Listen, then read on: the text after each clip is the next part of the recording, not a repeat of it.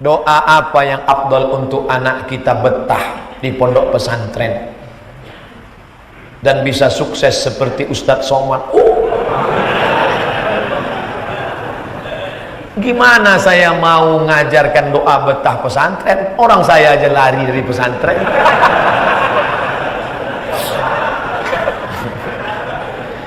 Saya di pesantren banyak sekali sekolah saya. Kelas 1 sampai kelas 3 Al-Jam'iyatul Wasliyah. Masuk kelas 4 Darul Arafah. Masuk kelas 5 Muallimin. Habis itu nggak sekolah 5 bulan. Karena menurut saya nggak ada gunanya sekolah. Presiden udah ada, gubernur udah ada. Pas ditanya, "Mak, kamu nggak sekolah?" "Nggak ada gunanya sekolah, Mak." "Jadi mau apa?" "Belikan aku gerobak, aku mau jual ikan asin aja." Akhirnya ada satu sekolah swasta mau nerima saya masuk. Nah, jadi kalau saya ajarkan doa ini, Bapak Ibu ajarkan doa ini kepada anak-anak kita, itu namanya kabura maqtan indallah. Ngajar tapi tidak. Doakan saja supaya anak-anak ini, saya tahunya ketika nggak sengaja, ketika saya ceramah bawa ibu saya, lalu ada orang nanya, saya lagi HP, ibu saya ditanya sama orang, "Bu, gimana sih anaknya bisa sekolah bagus?" Ada dalam hati saya, ini kan anak dulu sekolahnya kacau balau. Kata ibu saya, "Anakku itu setiap malam kubacakan Al-Fatihah 100 kali." Baru saya tahu, dia nggak pernah cerita dan saya nggak pernah nanya. Anakku itu biar supaya dia sekolah, bayangkan, sedangkan dibaca 100 kali aja saya pindah 4 sekolah. Bayangkan kalau saya nggak dibacakan Fatihah, mungkin udah jadi Fir'aun saya sekarang. Doa ibu luar biasa, Bu. Maka doakan anaknya untuk kebaikan anakku. Al-Fatihah, bertawassul dengan Al-Fatihah. Ya ayyuhalladzina amanu taqullah, takutlah kepada Allah, wabtaghu ilaihil wasilah, bertawassul. Apa dalilnya bertawassul dengan Fatihah ini? Kan sekarang jadi tren ini. Kalau mana dalilnya?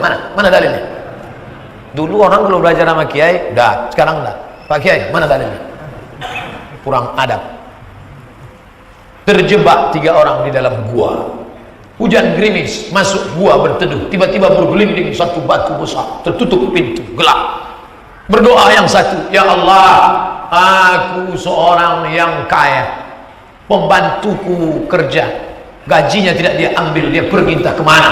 Gajinya aku belikan kambing, kambingnya beranak pinak banyak. Lalu suatu ketika pembantuku itu pulang, aku panggil, 'Hai pembantu, sini, ambil semua kambing-kambing ini punya engkau.' Dan pembantuku itu mengambil, satu pun tidak dia sisakan. Parah juga pembantuku. Kalau memang aku tulus ikhlas karena Allah, maka bukakan pintu gua ini ya Allah. Terbuka pintu gua. Itulah dalil boleh bertawassul dengan sedekah.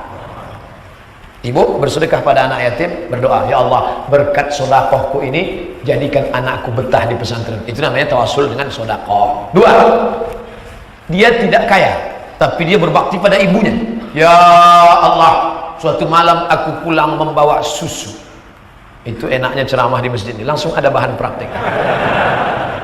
"Istriku menangis karena lapar, anakku merengek karena belum makan, tapi susu itu kusimpan untuk ibuku. Sampai akhirnya besok terjaga, lalu kuberikan untuk ibu dan ayahku. Minumlah mak, minumlah ya. Sisanya baru kuberikan ke anak dan istri. Kalau memang ini baktiku kepada engkau ya Allah, maka bukakan pintu gua, terbuka." Itulah dalil boleh bertawassul dengan bakti kepada orang tua. Gimana anakmu mau berbakti? Makanan ibumu bekas anakmu kau berikan. Neraka jahanam tempatmu, saudaraku. Kasar sekali Ustaz, neraka jahanam tempatmu. Kasar sekali Ustaz, neraka jahanam. 3, ya Allah, aku jatuh cinta kepada sepupuku, kami hampir berzina, dan ketika akan berzina tidak jadi terjadi karena aku takut kepada engkau. Kalau memang ini bisa menjadi tawassul, bukakan pintu gua. Inilah dalil kalau engkau tidak kaya, ibumu tidak ada, kau bisa bertawassul dengan iffah, menjaga diri dari zina. Alhamdulillah Pak Ustaz, saya sampai sekarang tidak. Kenapa? Nggak ada yang ngajak.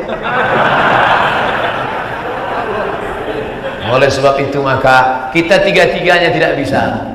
bersedekah kita tidak kaya, berbakti pada orang tua pun kita tidak mampu, menjaga diri dari iffah pun mata kita jelalatan, maka kita hanya bisa bertawassul dengan Al-Fatihah. Itulah dalil bertawassul sebelum berdoa. Maka tawassul ibu, tawassul bapak, ya Allah berkat kemuliaan bisiril Fatihah, buatlah anakku betah di pesantren, sekali, dua, tiga kali, 10 kali, 100 kali, makin banyak makin baik.